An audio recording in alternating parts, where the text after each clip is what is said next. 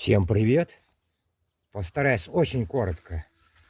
Месяца 3 назад была у меня проблема э, с машиной, загудели подшипники. И как определить, у меня вышло видео, там как гул в машине, как в самолете, или как определить, какой подшипник гудит. Так что у меня было на самом деле? Многие там спрашивают, что было.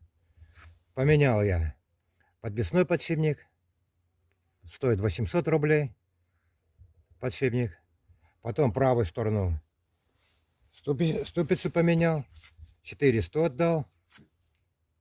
И все, на этом у меня проблемы закончились. За работу отдал 2500. Потом проходит еще месяц-полтора, 1000-1003, наверное, еще проехал. И еще проблема, уже с левой стороны. Ну, это уже можно было определить, как зигзагом, когда едешь по дороге, уже виляешь, можно было определить, что с той стороны. Ну, эта сторона уже никак не могла загудеть обратно.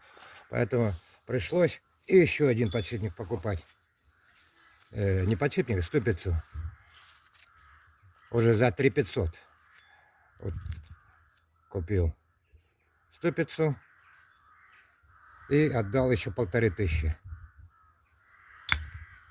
Короче, вот так. На спидометре 97 тысяч. Если загудел один подшипник, готовьтесь поменять и второй. Вот об этом короткое видео. Ну, сейчас все нормально, все это.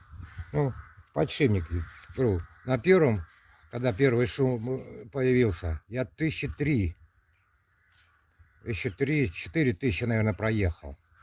Подшипник еще так, более-менее, он не убитый, ну, видно, что шарики там квадратные.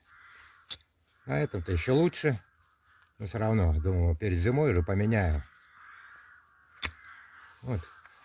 Ссылку на то видео оставлю под описанием этого видео. Ну все, всем пока, всем удачи на дорогах.